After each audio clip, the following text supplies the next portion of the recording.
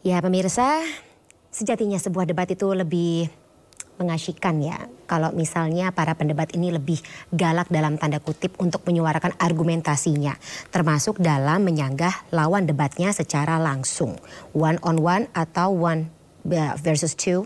Debat Capres-Cawapres 2024 yang diselenggarakan KPU yang dimulai 12 Desember mendatang pun ternyata ada usulan bila atau jika debat bisa sebaiknya berjalan tanpa sanggahan.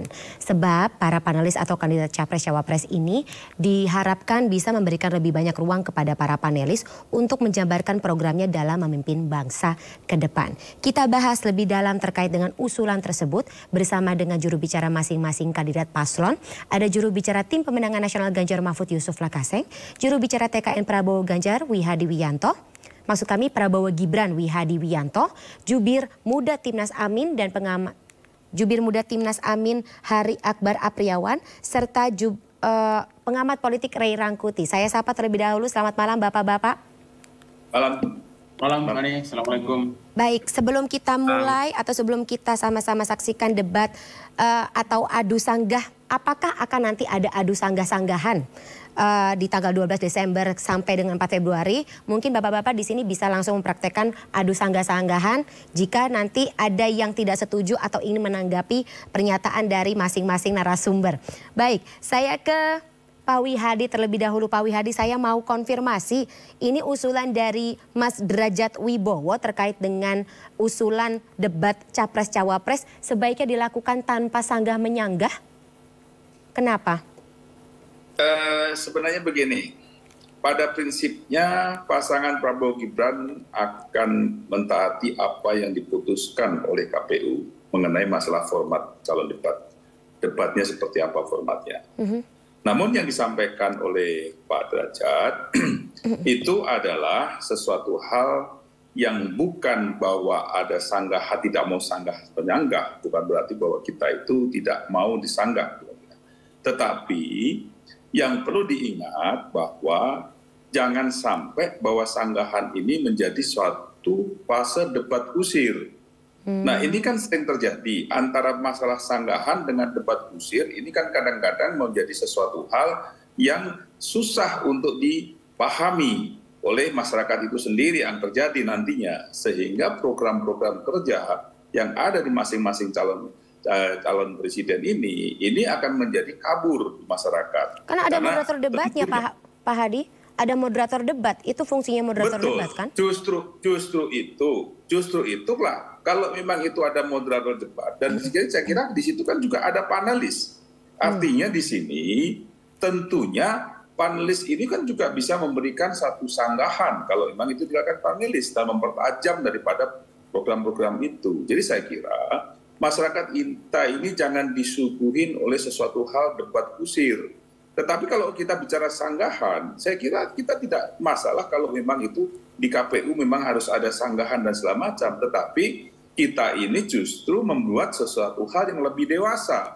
Di mana bahwa apa yang disampaikan dalam debat itu adalah sesuatu hal yang mempunyai esensi daripada materi yang didebatkan. Jangan kita berbicara mengenai masalah asal menyerang dalam debat kusir itu. Nah itulah tentunya kita memang memerlukan yang namanya adanya suatu panelis, sesuatu moderator. Ini sesuatu hal format yang lebih dewasa yang kita harapkan dari KPU. Tetapi pada intinya, apapun debat yang nanti format yang akan diberikan oleh KPU, kita siap. Tetapi inilah sesuatu hal pemikiran-pemikiran ke depan bahwa kita itu harus mempunyai sesuatu hal debat ini mempunyai sesuatu yang dirasakan oleh masyarakat, diterima manfaatnya. Bukan hanya melihat adu debat yang jadi debat kusir jadinya gitu loh. Itu yang poin yang disampaikan oleh Pak Derajat. Bukan berarti bahwa kita meminta untuk tidak ada sanggahan, tidak, tetapi adalah merupakan suatu usulan kita bahwa ini kita harus mempunyai suatu debat yang lebih bermanfaat, lebih bermutu, dan kedepannya ini kita mempunyai masyarakat kepada kita bisa melihat hasil daripada debat itu dan kemudian juga mempunyai suatu program-program yang masyarakat bisa mengerti dan bisa melihat apakah janji-janji dalam program-program itu yang ada di situ akan terlaksana atau tidak. Oke, terlaksana atau tidaknya sih setelah para paslon ini terpilih ya. Baik. Tentunya. Baik. Kalau begitu saya ke Bang Yusuf selanjutnya. Bang Yusuf, gimana? Ya, debat ini kan perintah undang-undang ya, dan ini sudah dilaksanakan sejak pemilu 2004 ya. Dan debat ini kan tujuannya sebenarnya adalah untuk menguji kelayakan pasangan calon soal kemampuan dia mengkomunikasikan ide dan gagasannya tentang program, visi dan misi membangun Indonesia ketika kekuasaan itu ada dalam tangan mereka. Yang berikutnya adalah menguji kelayakan program-program yang mereka sampaikan. Dan yang ketiga adalah sebagai edukasi publik agar kemudian pemilu kita ini nggak hanya habis di gimmick-gimmick gitu ya. Dan menurut saya sih harusnya KPU itu evaluasinya adalah semakin meningkatkan kualitas perdebatan atau debat calon presiden dan wakil presiden itu. Sebenarnya di format 2019 itu sudah bagus. Ada debat capres khusus, ada debat khusus, ada berpasangan, ada khusus cawapres. Dan harusnya ditingkatkan. Kalau dulu tidak ada debat di kampus misalnya, perlu diuji di kampus karena sebaiknya program-program yang disampaikan oleh para capres dan cawapres itu diuji oleh masyarakat akademis gitu ya. Tapi tetap dengan sanggahan, Bang Yusuf. Makin solid dan makin layak untuk diterapkan ketika mereka dipercaya oleh rakyat untuk memimpin gitu, Fani. Oke, tapi tetap dengan sanggahan kalau dari kacamata Bang Yusuf. Ya, sanggahan itu harus karena tadi itu untuk menguji kelayakan programnya. Kalau nggak disanggah kan nanti gimana menguji kesolidan dan kelayakan program itu? Kan harus ditahu argumentasinya, latar belakangnya, rasionalitas. Kenapa ada program itu? Kan program nggak jatuh dari langit, Fandi, ya, tapi direncanakan, dipikirkan, dan itu betul menjadi solusi dari problem yang kita alami, gitu. Oke. Baik. Nah, kalau Mas Hari sendiri bagaimana? Sembari saya juga saya setelah melihat seperti apa istilah debat yang sudah ditetapkan oleh KBBI, di sini saya garis bawahi pembahasan atau pertukaran pendapat mengenai suatu hal dan saling memberi alasan untuk mempertahankan pendapat atau argumen masing-masing. Kalau dari Mas Hari sendiri melihat debat seperti apa seharusnya? Ya Mbak, secara esensial debat itu adalah sanggah-sanggahan sebenarnya. Ini yang perlu dimaknai lebih dalam gitu ya terkait debat. Apalagi konteksnya dalam menguji pikiran, gagasan, capres-cawapres. Ini jadi penting. Karena kita akan disuguhkan bagaimana ulasan-ulasan dari pikiran masing-masing capres-cawapres yang mereka harus saling berkompetisi begitu untuk menarik simpati masyarakat. Karena memang dalam debat ini proyeksinya akan sangat besar untuk menarik massa begitu. Nah, maka dari itu perdebatan ini harus ada karena akan sangat dilihat oleh masyarakat gitu. Nah, dalam hal perdebatan gitu, dalam hal perdebatan debat ini, debat sanggahan atau tidak gitu ya, secara substansial sebenarnya tadi udah dijawab oleh Bang Wihadi gitu bahwa konteksnya untuk pendalaman visi misi gitu agar dalam pembahasan visi misinya pendalaman visi misi itu dilakukan secara perdebatan gitu. Ketika tidak ada debat atau tidak ada sanggahan, ini akan semakin dangkal. Kita hanya melihat generalisasinya saja, tidak ada pendalaman visi misi begitu dalam konteks debat atau pikiran-pikiran yang diuji oleh masyarakat. Nah, ini juga jadi penting. Ini kan coba menggambarkan bahwa kepemimpinan itu harus punya cara berpikir, cara berbicara dan gesture gitu ya dalam suatu lingkup debat. Ini juga jadi penilaian menarik untuk masyarakat bagaimana kepemimpinan ke depan gitu. Kalau misalkan perdebatan ini tanpa sanggahan, kita tahu nih kecenderungannya akan seperti apa gitu. Kita nggak bisa melihat bagaimana kepiawaian berbicara, berpikir, apalagi melakukan aktivitas nantinya gitu, implementasi program-program di masyarakat gitu. Mungkin itu dulu, Mbak. Oke. Jadi dalam seni sanggah-sanggahan tersebut yang dimaksudkan atau bertujuan untuk menggali lebih dalam dari pemaparan visi misi, kemudian juga perspektif masing-masing pasangan calon. Begitu ya, Mas Hari. Kalau begitu saya ke Bang Ray Rangkuti. Bang Ray, ya, yang Anda tanggapi atau reaksi Anda ketika muncul wacana terkait dengan debat tanpa sanggah-sanggahan ini bagaimana? Bang Ray mungkin bisa di-unmute gawainya. Oke, sudah jelas suara saya? Monggo, sudah jelas Bang Ray. Saya tidak tahu apakah ini sudah menjadi ketetapan KPU atau tidak ya. soal sanggah menyanggah ini gitu.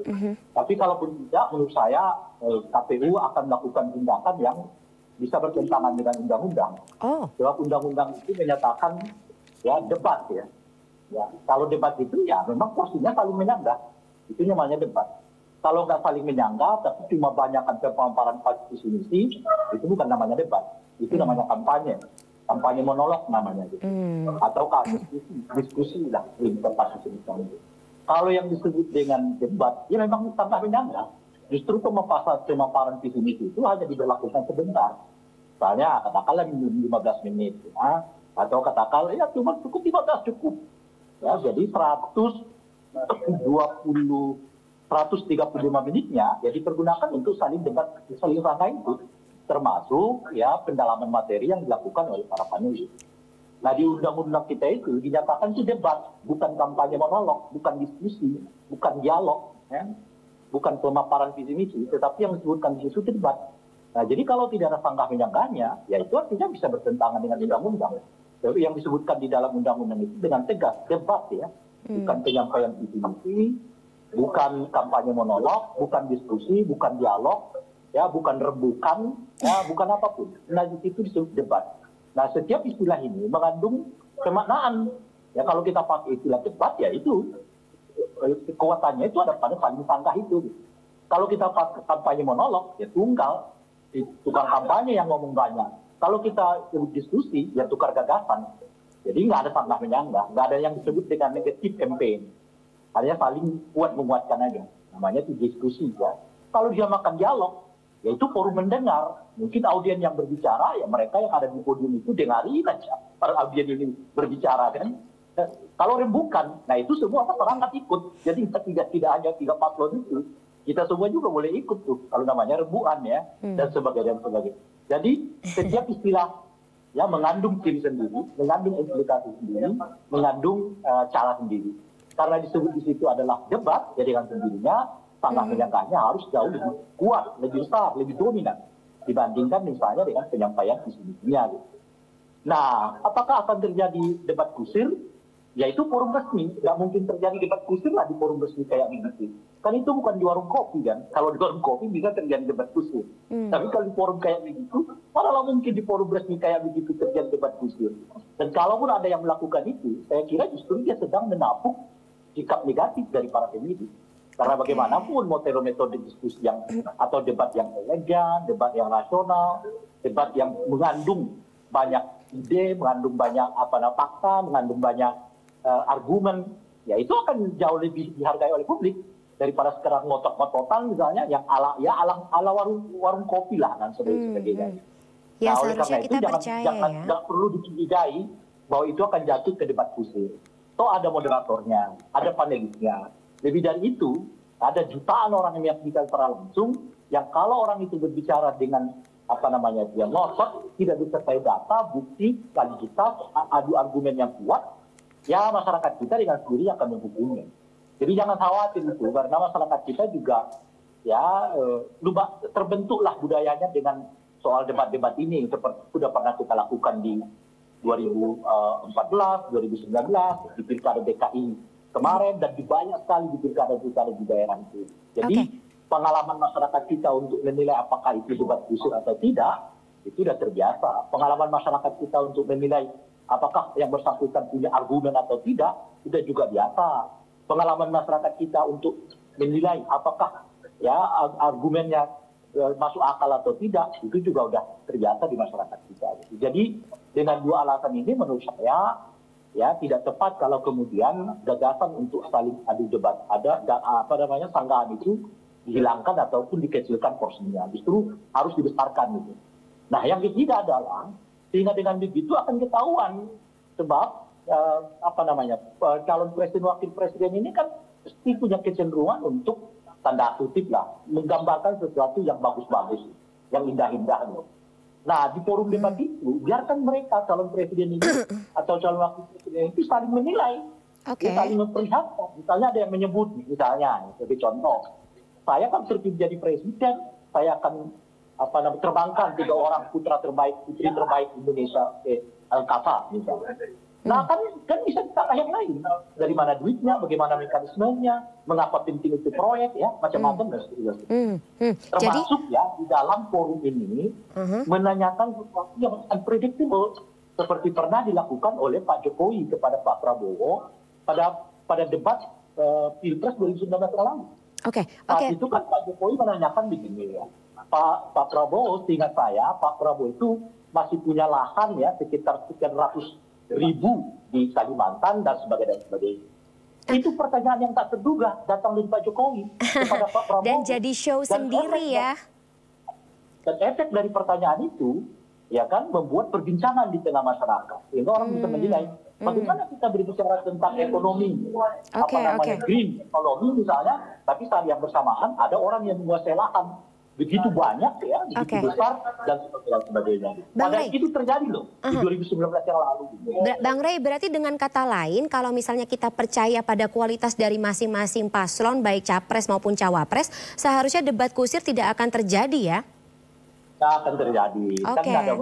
Yang akan terjadi kalau mereka melakukannya ya mereka juga akan dicap negatif ya. Kalau ada misalnya yang salah omong, salah bicara, salah data, lihat hanya hitungan menit menurut saya nggak butuh hitungan jam. Mungkin ya taruhlah hitungan jam. Akan jadi viral. Ini pernah kita lihat 2019 yang lalu. Begitu ada yang main data, ya kan, hanya hitungan jam sudah dikoreksi oleh media sosial. Oh datanya salah, ini datanya ini datanya ini. Ya netizennya pinter. Ya akibatnya kemudian harus hati-hati mengeluarkan data, nggak bisa sembarangan. Data akan dilakukan langsung ya oleh masyarakat. Ini benar apa enggak? Ada yang bohong, ada yang baik. Berarti Pak Hadi, ini berarti saya harus konfirmasi lagi ketika usulan tersebut muncul dari TKN Prabowo Gibran. Apa tidak percaya dirikah dengan kualitas dari masing-masing usungan terkait dengan bagaimana melakukan seni berdebat, bagaimana mempertahankan argumen dan juga menyanggah argumen dari lawan, kemudian ya lagi-lagi menghadirkan sebuah show dan juga pemaparan visi misi yang pastinya akan ditarik dan bisa memorable untuk para penonton serta calon pemilih? Enggak, saya kira itu sesuatu hal yang dibesar-besarkan saja. Kita lihat Pak Prabowo itu dikatakan oleh Bung Rey tadi. Tahun 2014, 2019 dua kali Pak Pres, kemudian sebelumnya 2009 waktu dari Cawapres, itu sudah mengalami debat. Dan saya kira debat itu bukan sesuatu hal yang baru bagi Pak Prabowo, gitu kan. Jadi saya kira itu bukan sesuatu masalah yang memang harus dipermasalahkan itu. Dan itu kan memang saya katakan bahwa usulan yang diberi, usulan kepada Pak Derajat ini kan bukan usulan secara resmi yang pada saat rapat, tapi kan dikatakan bahwa kalau memang memungkinkan tidak lagi ada suatu sanggahan yang sebenarnya sanggahan yang menuju ke debat kusir. Tapi kan di sini ada panelis. Nah panelis itu kan salah satu kan sudah memberikan sanggahan.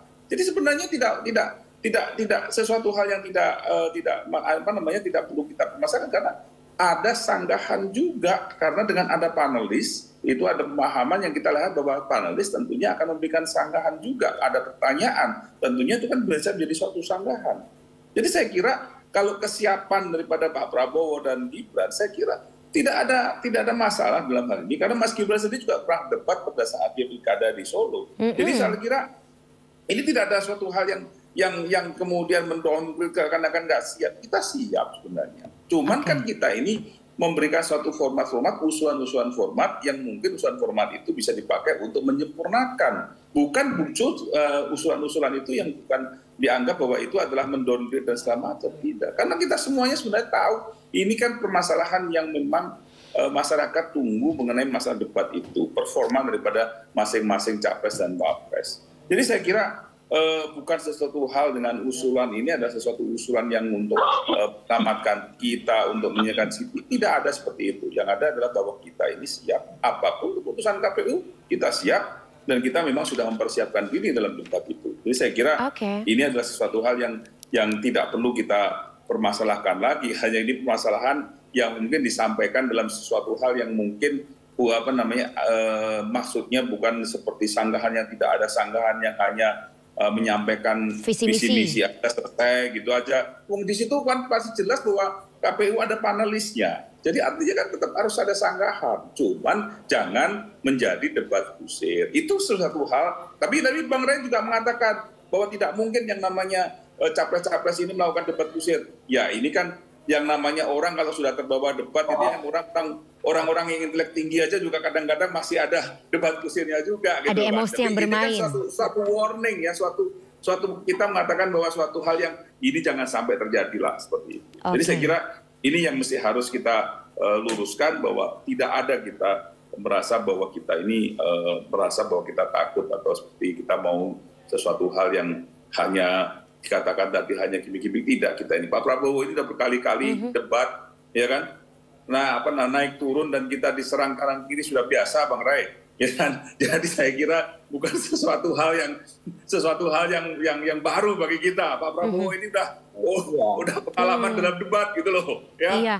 Ya sebenarnya sih kalau bicara mengenai debat sendiri ya. Dulu kan waktu kuliah ada UKM ya, unit kegiatan mahasiswa juga yang dimana sebagian dari mahasiswa belajar juga terkait dengan teknik debat supaya untuk menghindari terjadinya debat kusir, begitu ya Pak Hadi, Bang Yusuf dan juga Mas Hari. Tapi saya sekarang ke Mas Hari, kalau dari kacamata paslon nomor 01, jika memang akhirnya diputuskan debat dilakukan tanpa sanggahan, akhirnya jadi pemaparan visi misi, walaupun seperti kata Bang Ray tadi ini menyalahi undang-undang pemilu dan juga ketentuan PKPU, siapa kira-kira yang akan diuntungkan menurut Anda?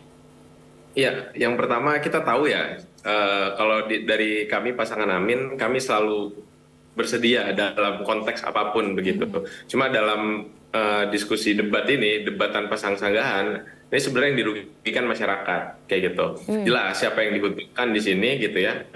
Mungkin Pak Prabowo terbiasa oleh debat selama 4 kali di masa pencapresan dan wapres begitu, pencapresan dan pencawapresan gitu. Mungkin di lain sisi ada orang-orang yang memang merasa diuntungkan, yang secara instan masuk dalam koridor cawapres begitu, yang mungkin dalam perdebatan hari ini juga misalkan di beberapa pertemuan yang dilakukan oleh organisasi-organisasi untuk menguji capres-cawapres, itu pasangan Amin paling banyak dan bisa dibuktikan juga gitu bahwa pasangan Prabowo Gibran ini paling sedikit menghadiri gitu ya diskusi publik. Ya entah argumentasinya ini sibuk atau apapun, semestinya ketika kita siap untuk jadi capres dan cawapres harusnya kita sudah tahu konsekuensinya gitu. Bagaimana harus menghadiri diskusi-diskusi publik dan harus memaparkan gagasan-gagasan kita ke masyarakat, karena masyarakat ini sedang memilih pemimpin begitu. Jadi nggak bisa asal gitu. Ya jelas yang paling diuntungkan itu adalah kubu Prabowo Gibran gitu. Mungkin itu Mbak. Baik. Jadi ya pasti kalau misalnya pun terjadi format debat tanpa sanggahan, ada yang memang akan diuntungkan. Dan ya kita lihat seperti apa nanti format debatnya. Kalau Bang Yusuf sendiri bagaimana? Ketika debat tanpa sanggahan atau debat dengan sesuai ya KBBI dan juga bagaimana teknik yang dilakukan selama ini. Untuk Pak Ganjar dan juga Pak Mahfud sendiri, apakah cukup percaya diri atau topik apa dari debat yang mana yang paling membuat Pak Ganjar dan juga Pak Mahfud merasa oh ini spesialisasi kami di sini dan kami akan excels di sini? Ganjar Mahfud sih siap-siap aja apapun format debatnya ya. Dan apapun temanya juga siap-siap saja. Karena memang pemimpin nasional itu kan harus punya pengetahuan dan kemampuan komprehensif, Fani ya. Karena dia bukan hanya menangani satu masalah, tapi masalah yang dia tangani banyak gitu ya. Apalagi kita memang problem kita masih sangat banyak yang harus diselesaikan. Dan Ganjar Mahfud adalah pasangan yang paling berpengalaman dari semua cabang kekuasaan. Mungkin Ganjar Mahfud yang sudah pernah mengurusi semua itu ya, eksekutif, legislatif, yudikatif. Saya kira ini adalah satu perkawinan dari pasangan yang paling komprehensif. Tapi pernah ikut debat juga? Soal sanggahan atau tidak itu, menurut saya sih debat ini kan harus dibuat menarik ya. Karena itu akan menjadi referensi publik untuk memilih di 14 Februari 2024 nanti. Kemudian yang berikutnya adalah untuk meningkatkan partisipasi publik agar mereka ramai-ramai ke TPS untuk memilih. Jadi salah satunya adalah lewat forum debat yang dibikin menarik. Dan untuk menarik itu kan harus saling uji kemampuan nih, ya, antara satu pasangan calon dengan pasangan calon yang lain. Saya kira sih nggak perlu ada yang takut akan dikuliti misalnya, atau ada kandidatnya yang dirasa tidak mampu. Kalau sudah berani jadi kontestan, maka ya harus berani diuji dengan ujian yang paling berat sekalipun. Jadi itu konsekuensi. Makanya jangan berani-berani belum cukup kualifikasinya lalu jadi kontestan. Lalu kemudian takut ini takut itu lalu kemudian aturan disesuaikan dengan kemampuan dia. Ini yang membuat ya Pilpres kita kali ini kualitasnya menurut saya agak jauh menurun gitu ya. Karena perdebatannya kok nggak substantif ya menjawab soal-soal masalah bangsa kita di masa yang akan datang. Gitu, Ban. Baik. Bang Rey, saya ke Bang Rey lagi. Ketika kita komparasi 2019 dan pemilu sebelum-sebelumnya, menurut Bang Rey seefektif apa debat ini bisa menarik kualitas atau ya menjadi wajah dari masing-masing paslon dalam menjaring suara calon pemilih? Kalau kita belajar dari 2014, 2017 di Pilkada DKI dan juga 2019 di Pilpres, efek dari debat itu cukup lumayan gitu. Nah misalnya waktu kita masih ingat di Pilkada DKI Jakarta ada satu calon gubernur yang sebelum debat itu lumayan dielu-elukan lah. Tapi begitu debat demi debat, elektabilitasnya justru menurun gitu. Jadi orang melihatnya pada kemampuan dirinya ketika melakukan debat itu. Elektabilitasnya menurun, sementara Anies Baswedan yang memang memiliki kemampuan debat itu sedikit demi sedikit mendapatkan kenaikan elektabilitas melalui forum debat. Pun juga di Pilpres 2019 yang lalu kan. Contoh yang saya sebutkan itu tadi. Jadi ketika misalnya Pak Jokowi mengungkap bahwa Pak Prabowo ada konsensi sekian ratus ribu luas tanah di sini misalnya, itu cukup memancing publik. Loh, kok bisa begitu? Loh, kok bisa begitu? Gitu. Nah, pun juga ketika terjadi penampilan Kiai Ma'ruf Amin. Sebelumnya kan orang menganggap Kiai Ma'ruf Amin tanda kutip akan babak belur lah, gitu ya, oleh Sandiaga Uno gitu. Kenyataannya Kiai Ma'ruf Amin dapat mengembalikan fenomena itu. Besoknya kan media sosial kita penuh dengan ya semacam ideal lah terhadap Kiai Ma'ruf Amin gitu, dan sebagainya. Jadi dari berkaca dari itu elektabilitas itu ya memang salah satu faktornya itu melalui debat itu, kenaikan atau penurunan elektabilitas. Nah berapa persen ya itu kita nggak tahu, tapi itu akan berimplikasi kepada orang per orang gitu. Nah cuma oleh karena itu bagi saya, bagi 01 dan 03, debat itu sesuatu yang sangat penting bagi mereka, dan di forum itulah mereka akan secara optimal mengeluarkan ya kemampuan mereka untuk meraih suara publik gitu, suara rakyat, suara masyarakat gitu. Sebaliknya di 02 saya kira sih forum debat itu nggak terlalu penting-penting amat lagi bagi mereka gitu. Karena kalau kita lihat ya, mau misalnya dalam inilah mau dibilang pasangan itu dinasti nggak mampu debat ya kan, salah ucap ya banyak ditegur Bawaslu gitu. Elektabilitas ya Prabowo Gibran itu oleh lembaga survei dinyatakan selalu naik gitu. Jadi ini agak bingung memang kita melihatnya gitu. Mau didiamkan elektabilitasnya naik, dibicarain elektabilitasnya naik, diledekin elektabilitasnya naik, dipuji-puji elektabilitasnya naik. Jadi mau diapain pun kata lembaga survei, elektabilitas Gibran itu naik gitu. Saya juga nggak ngerti lagi. Ya kan begitu kata lembaga survei ya kan. Mau diledek elektabilitasnya naik, mau dicap dinasti elektabilitasnya naik, dipuji-puji elektabilitasnya naik, rajin kayak debat elektabilitas naik, nggak mau debat elektabilitas naik ya kan. Jadi Gibran itu nggak mau debat tuh, Bang Ray. Kita nggak mau debat. Kita selalu debat, ya. Jangan nggak mau debat. Kita kalau nggak mau debat kan KPU-nya juga belum ini kan. Kita tidak pernah mengatakan kita tidak mau debat, ya kan? Jadi saya kira itu satu hal yang sudah tunggu Pak Hadi. Ya kan? Bukan seperti itu. Tunggu dulu Pak Hadi. Ya tunggu dulu. Kan kita tidak bicara itu. Yang saya bicarakan itu, apapun tindakan dari Gibran itu dan Prabowo, elektabilitas mereka naik, saya bilang. Nah itu kenyataan yang memang kita lihat bahwa masyarakat. Iya, makanya. Jadi mau dia dibilang nggak mau debat jarak salah ngomong ya kan, mau dibilang dinasti didiamin dipuji diapain pun elektabilitasnya naik. Setidaknya itu kata survei, ya kan? Ya makanya kan kita lihat dulu. Seandainya ya Pak Muhadi, nanti Gibran itu seandainya aja, katakanlah misalnya berhalangan hadir di dalam debat itu, dia elektabilitasnya tetap naik kok. setidaknya Debat hadir maksudnya berhalangan hadir dengan KPU kan tidak mungkin lah itu. Ya kan sesuatu hal yang tidak mungkin. Ya kan? Seandainya Pak Wihadi, makanya didengarkan dulu. Seandainya. Itu seandai-andainya yang tidak akan terjadi, Pak. Jangan andai-andai sesuatu hal yang tidak terjadi. Karena ini secara resmi dan ini sama aja mendowngrade daripada pasangan kita. Kita tidak akan. Jangan terlalu sensitif lah, Jangan-jangan setelah di-downgrade dengan Bang Rey ini, kita juga akan naik elektabilitasnya karena semakin di-downgrade. Nah itu dia. Oke, Bapak-Bapak, oke, kita sudah keluar dari substansinya.